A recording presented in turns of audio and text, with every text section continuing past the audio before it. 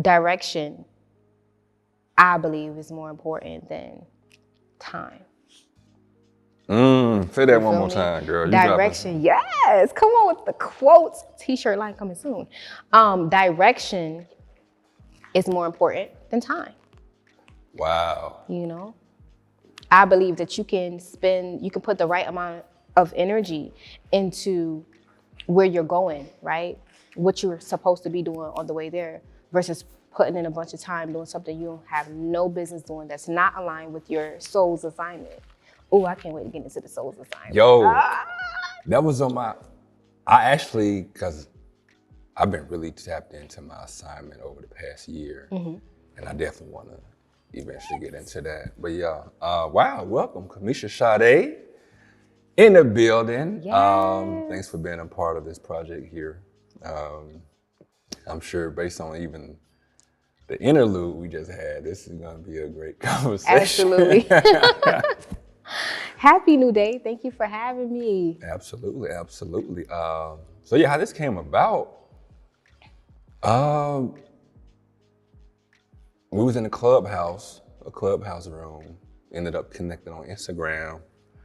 And I was just, going on Instagram, just scrolling. I was just seeing your movement. I seen you was doing something with like healing and women's groups and like empowerment. And I just kept, seeing you pop up. I was like, okay, I saw the book, you had your book release. And I was like, okay, she got a campaign going. Absolutely. And ran into you in Kroger, actually. Yes. Crazy in the produce section. Yep. And I just reached out, said, hey, set up the interview. And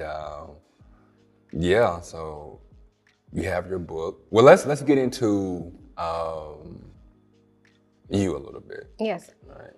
So I am a divine guided soul that came here in this time and space as an ancient auntie, I almost feel like. Ancient auntie? An ancient auntie who has Okay. just an abundance of wisdom, who has future telling abilities, psychic abilities, who has a pure loving heart for people. And I'm someone who loves to see people embrace who they are, because that is where love truly resides. I'm a big energy field of love, where I would say about maybe like 5 years ago, I also discovered that I'm a healing palace. So I am 27, born and raised in upstate New York. I'm the only daughter on my mother and my father's side. So I had no sisters growing up. So I grew up with boys. Okay. And as interesting as that is, I've always been very feminine. But anyway, so I grew up in Rochester, New York, upstate New York, very cold, very small city, very brutally just depressing, anxiety, a lot of mental health issues, because the spirit of Black people is very suppressed. There's really nothing for us to do. Anything that is nice and upscale and luxurious, it is predominantly white. If you walk into like a really high class restaurant, you're most likely the only Black person there, which discouraged us to go to those places. Right. So it's really a small town for a white college kid or an old, white guy to retire. It's really no spirit of our culture. So I grew up in a place where there was a lot of drama, a lot of toxicness, just poor eating habits, not really a lot to do. And winter was the main season of the year. Okay. So we had like maybe 2 or 3 good months of summer. Right. And other than that, below zero sometimes, snowed in a lot. Wow. Upstate New York. Yeah. So New York City is 6 hours away. We're up here. Oh, is that far? Okay. Yeah, it's very, Wow, New York is big.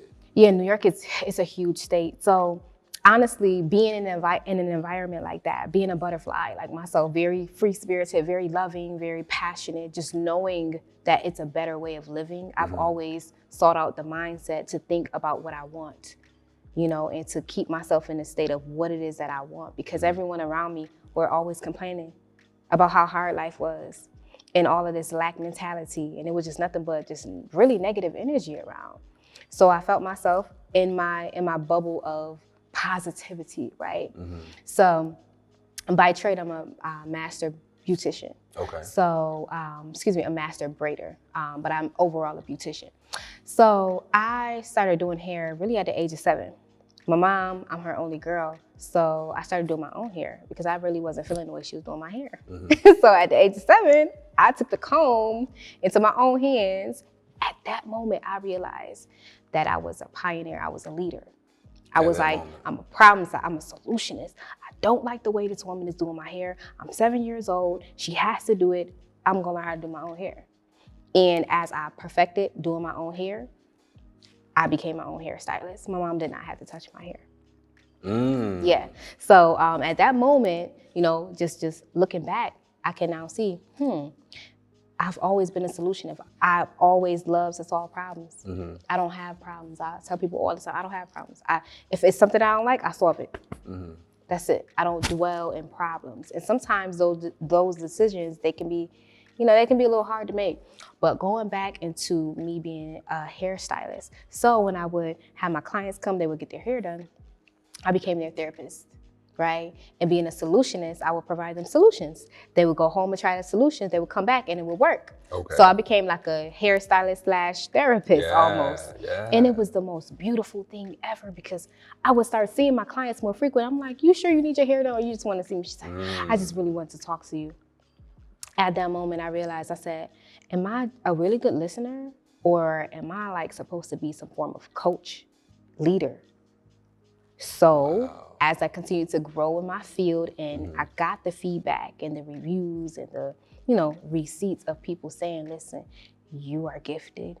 I don't know what you do, but you got something. I don't know what you do, but you just make me feel good. I don't know what it is, but you make me feel like you're a breath of fresh air. I always get that. Wow. And I'm like, this is just me. This is just really how I live. Like behind the scenes, this is the energy I operate in. How can I take this energy that I was blessed with and project this onto the world? I think the world is beautiful and I think there's so much beauty in the world. So I'm the beauty and the energy and the happiness and the vibrance that I want to see. So I came to Atlanta, visited Atlanta. I was like, wow, I love this place. Coming from a place where there's really no culture to a place that's extremely high and the vibrance of the people and just high culture, it was beautiful. So I said, I want to move, right? I said, you know what? I'm coming back here and I'm moving to Atlanta. So I came back to Rochester. I was like, yeah, I'm moving. I actually moved out of the house I was living in, me and my fiance at the time. I came out of the house. We said, let's move in with our parents and save some money. We sold all our furniture with a 3-bedroom house. It was just us two. It's like, let's just get rid of this. Move in with our parents. You know what I'm saying? And let's save some money. Let's move to Atlanta. So as soon as we made that move, I got pregnant. I got pregnant. And I got pregnant with a daughter. Something I always wanted because I had no sisters. So yeah. So I got pregnant with my daughter. And I was like, oh, shoot. But I wanted to move to Atlanta. Wait. The timing. I was like, I was so excited, but I was like, oh, shoot. When my mind is made up, I have to see it through. I have to materialize whatever it is in my mind. That's just how I operate. So I was like, oh my goodness. So I ended up having my daughter. She's healthy, everything was great. But then I realized I got back into the routine of being home with a new child and just being home. And I turned into kind of like a stay-at-home, almost mom. I was nursing full-time. I was very, very, very strong in how I wanted to raise my daughter. Okay. I was very convicted in just who I wanted to be as a mother. So I noticed that I became this entrepreneur, free-spirited, loving beautician, coach, person who loves to travel, to just a mom at home, and I got depressed. I fell in the deepest, darkest depression in my life. I was in a dark room most of the day, and I never felt depression. I never knew what it was. I just thought it was something that people just, they can't get over their emotions. I didn't know it could happen to me, and I got depressed, and I was really in a deep hole. I was deep, and it was one day was like, I was reaching out to people. You know, the same people who I was motivating, you know, the same people I was encouraging, my friends, my family, my peoples. And I was like, I was wanting them to kind of save me. I was wanting them to pour back life into me. I was wanting them to help me because I'm like, I'm drowning over here. I'm drowning over here in this depression. Someone help me. Like, I don't know what's going on. I don't even know what this is. Is it postpartum? I don't know, but help me, please, someone. And no one could give me what I was looking for. Nobody could. I looked at myself one day in the mirror. I said, you are your own rescue, sis. And I said, you are your own rescue. Like, I am my own rescue. And it didn't take an extreme traumatic experience for me to turn around and transform my mentality. I just made a decision. I said, get yourself up out of this. And I did. I started with motivational videos. I started back working out. I started just really encouraging myself, getting dressed more. Like, really, I'm always dressed, and I wasn't dressing up. And I noticed that was a part of my emotional home. Feeling good, right? I believe when you look good, you feel good. Okay. So I started back getting dressed. And I really just started back getting into who I was. I started dancing again, you know, dancing in the mirror, dancing no matter what. And I started feeling like myself again. I was like, okay, now that I'm back mentally, I still got this goal I want to achieve. I still want to move to Atlanta. So at the time, my fiance, I was like, hey, listen, I'm ready. Are you ready? I don't know, but I'm ready to go. So we moved we packed up everything. We drove down to Atlanta. And it was beautiful. I was very excited. We had a lot of trial and error. The first day that we got to Atlanta, we got the key from the property management people on a Friday at 5 o'clock. They don't open back up until Monday, 9 a.m. Right. They gave us the wrong key. Dang. We can't get in, they closed. Wow. Right. So, so that was a emotional roller coaster because I'm like, wow, we have this baby. She wasn't even 1 year. I'm like, we have this baby. We just drove these long hours. So what are we gonna do? You know, luckily I do have a couple aunts here. Okay. Went to my aunt's house. That's good. You know, and we worked it out from there. But I was so excited to be here. I was like, you know what? I'm here. I'm not going back. I was just determined. I was like, I'm here. I'm not going back. I don't care how hard it gets. And when I said that, when I say that, and when you claim and declare something over your life, you're awarded opportunities to show up. So I said, I'm never going back, right? I said, I'm never going back. I'm here now. I'm never going back. Ooh, ah. Me and my fiance started, our relationship started getting really toxic, very toxic. You know, not to get too deep into it, but it was a major factor that played a part in the toxicness. And as I look back on it, there's so many things that I could have done, you know, better. There's so many things that he could have as well. But our relationship got so toxic to the point where we split. We split, and he moved back up to New York.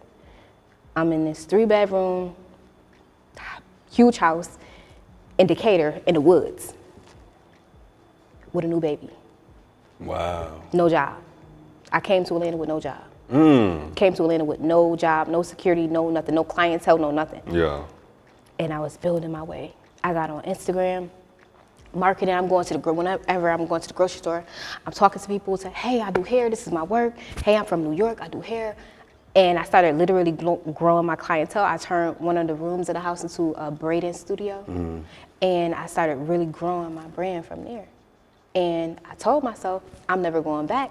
And again, you're always awarded opportunities to show up. So I showed up for myself. And it was the toughest decision that I made because I chose to become a single parent. I could have stayed in a situation where there was a 2-parent household, but I understood mental health, and I understood that people self-sacrifice. My mother, she self-sacrificed, and it wasn't pretty. I would hear it every day. Yeah. I would hear resentment. I was raised by resentment every single day. I seen that other side. Wow. I said, no, no, no, no, no, no. So, so I grew up emotionally, spiritually. I changed my diet. I went vegan. I got into Total Life Changes, a network marketing company where they have all of these supplements to help just really clear out your body and put the good stuff in. I got really extreme with my personal growth and development. I would listen to motivation every day.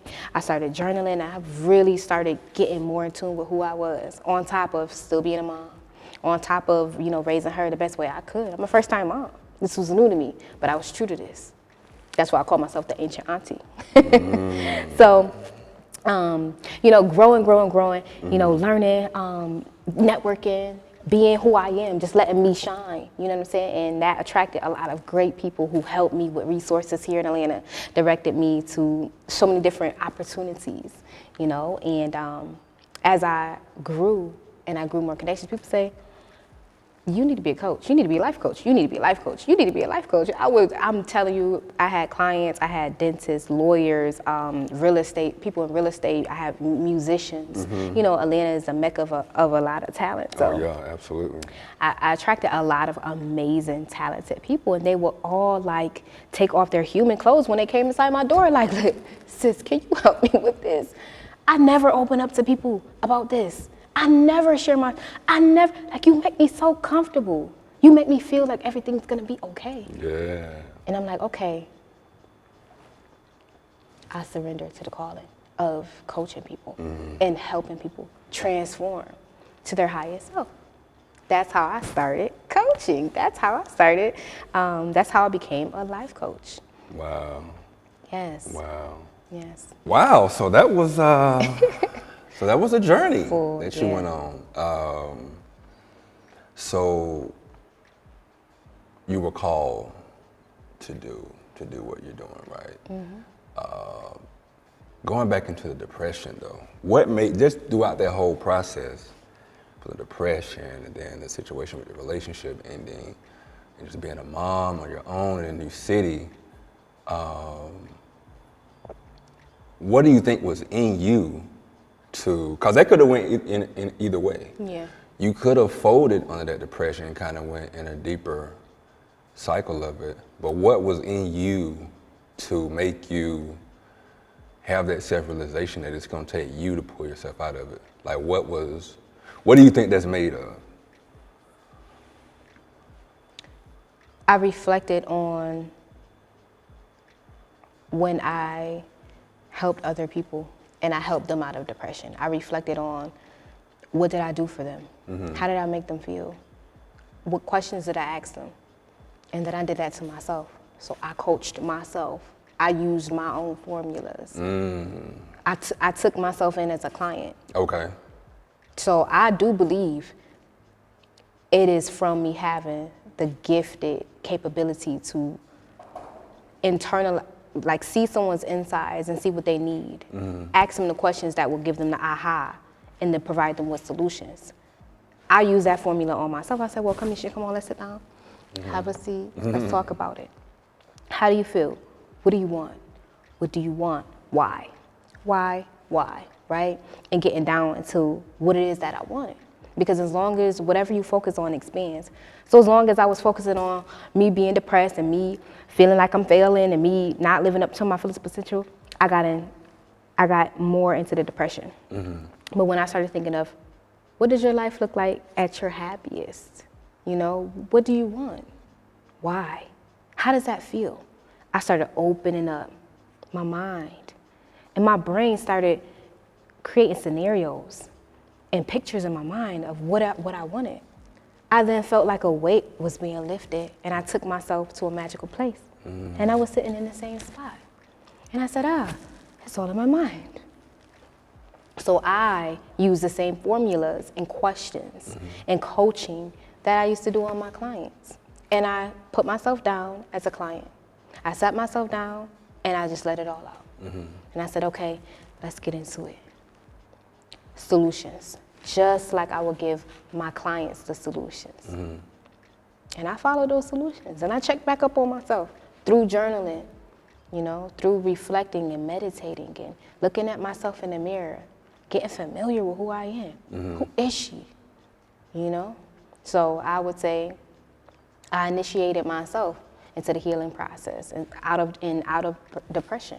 It's a self-initiating process. Okay. Self-initiating. People can inspire you.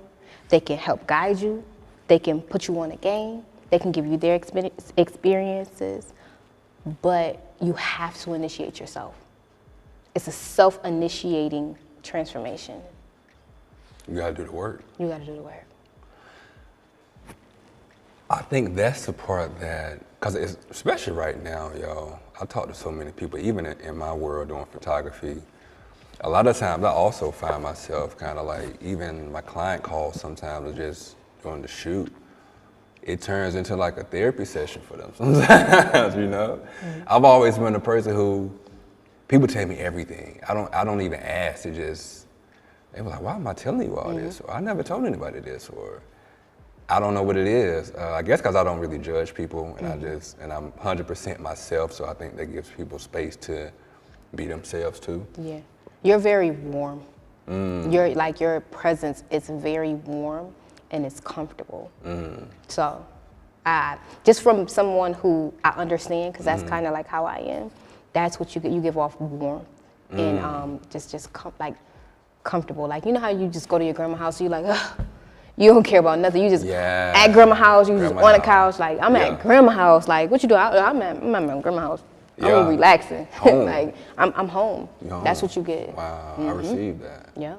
I received that.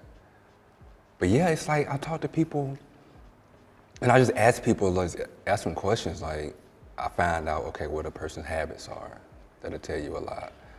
And it's because, to me, I'm about like optimizing yourself to like your fullest potential, right? Yes. But that takes work. That takes daily, consistent work. And it's not I don't think it's anything that's hard to do, but it's just simple things you just have to do every day. But what I found, not many people are gonna be willing to commit to doing that work consistently. Yeah. Like, why is that? I believe as adults, because we don't have no one over us. We don't have someone to hold us accountable. I think it's accountability. When we were in high school, we had to consistently check in with our progression with report cards and things like that. We had check-in like requirements in order to get to our next life level, which is college or graduating high school. Yeah. But as adults, especially as entrepreneurs, nobody's checking in. Nobody's saying, well, did you journal today? Did you do this today? Nobody's checking in, and I think that's the reason why it's so easy to slip up and kind of go, oh shoot, I forgot to do that today. I'll do it tomorrow. Tomorrow turns into next week, next month. And then you're looking at 4 months going by and you go into your journal, you're like, I didn't write in this since when? Wow. Whoa, right? So I believe that it's important to have consistent reminders. Remind yourself, right? If you know that your life is busy, set your alarm clock. I have an alarm on my phone for 9 a.m., 3 p.m., and 9 p.m. to check in with myself. Set reminders, sticky notes, and have people around you who also have the same habits. So that way, when you are on the phone with your homegirl, hey girl, what you doing, Grand Rising? Yeah, I'm getting ready to go to this interview. Yeah, oh yeah, girl, I'm getting ready to journal too. Oh, you know what? I forgot to journal. So that way, your circle can always kind of keep you in alignment as well. Y'all have the same habits, so most of the time, y'all can connect and elaborate on the habits that you share together. I think that's very important to help hold you accountable. And then, of course, having a coach, having someone to check in on you and hold you accountable. That's where I come in. Because it is challenging with this day-to-day world, especially social media. It's so distracting, you know. I was having a conversation with someone. I was like, remember like 2016? Social media was something that you just did for fun. It was like, oh, I'm going, was MySpace popping? No. I'll go on Facebook or, Instagram, Now it's like, oh yeah, I had to take a break from that. Like as if it's cocaine. You know what? It actually kind of is based on, I've done some research. When they put it together, it was basically like behavior psychologists and people in that world orchestrating like making it addictive. The whole notification is like a rush of dopamine. You get the notification. You wake up, oh, did I get a notification? Even the whole, they call it like phantom phone, where you should have swore your phone vibrated, but it really didn't. Even that is like an anticipation. Like, yeah, they really did it strategically to where it was designed to be addictive. I believe It was designed to be addictive, yo. So people, it's deep. It's deep. So I do hear it a lot. People got to take breaks and stuff. Yeah, man, I had to go on a social media fast as if it's like cocaine almost. Yeah. And I'm like, wow, let's take a step back and realize this was just a fun thing. Now, it is an amazing tool to help leverage with marketing and branding and, socializing and networking. Absolutely. Yes. However, anything that requires too much of me, it's nothing for me to leave it in the dirt. Like, I'm like, okay, I get on when I want, I do what I want, how I want. I believe that when you're really aligned in what you're doing, your success is determined by your heart and your compass on where you're going. I do believe social media is a phenomenal tool, and it has done what it was supposed. It understood the assignment. But if it's to the point where you got to fast from it, you got to take breaks as if you're addicted to it, now we need to have another conversation. Yeah, I think it gets into the point with that, like you said, it's a tool. You either use it or it uses you. That's like the mind. You control your mind, or your mind gonna control you if you let it. You know what I'm saying? You just end up being on autopilot. Wow, okay. Why Atlanta? Because I feel like I always tell people at some point you end up in Atlanta, especially if you're black. Like, what you doing? You need to be in Atlanta. Truly, I've been to Florida, Cali, Texas, New York. When I got to Atlanta, the trees spoke to me. We got the trees. It's they spoke to, I had a warm, comforting, familiar voice say, Kamesha, you need to move here. I got something for you. Bow, move here. And for me, when I get that voice, I don't second guess it. Yeah. I don't double back on it. I say, okay, cool. It was a voice that spoke to me. And most of the people who have relocated that I've talked to, they say the same thing. It was a voice. It really wasn't anything. It was that voice. Now, other things helped, like seeing the successful black people and the beautiful, just the culture and the aesthetics of Atlanta. Atlanta's a very pretty city. Yeah. At the time, the rent was really good. At the time, the rent was like very similar to how it was in upstate New York. Yeah. Okay. So, honestly, it was a voice that spoke to me that told me, Kamesha, come. And that was my intuition. And I wouldn't have been able to hear it if I didn't know myself. Great point. We about to get into that because when you say voice, though, was it like an audible voice? Because I know sometimes people just hear like an audible voice, or was it more of like an internal? It was an internal, dominant, powerful voice. Okay. Because my voice is, it was Kamesha, move here. It was very logical. It was like the, probably the masculine part of my intuition, if that makes sense. So it was this is what you need to do now, So it was my inner voice, my higher self. It was my higher self. Because lower self could have said, you don't want to move there. Everybody move there. Exactly. Lower self. Higher self says, I got something for you. Make this move. Do what you need to do. Go back. Don't get distracted. Things will happen. When I moved back, when I went back home, I got pregnant. And I said, you know what? For my birthday, I'm going to go, after I had my daughter, I said, you know what, for my birthday, I'm going to go to Atlanta, and I'm not leaving until I find a house to rent. Okay. Came, found a house. I made it up in my mind. I found a house. I went back to New York to get all the stuff to move. My car got hit and totaled. I had a lot of major family issues. I was like, so I'm still going. It was like everything that could happen happened, and I was like, I'm still going. I was convicted in my mind. I stepped into what it is that I wanted. I was so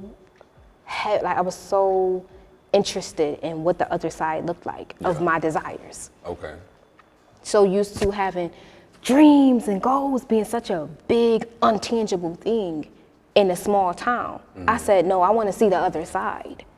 I want to be that 20-something-year-old in a G-Wagon. Yeah, I want to see the other side. I want to see how it feels to experience a luxurious life doing impactful work.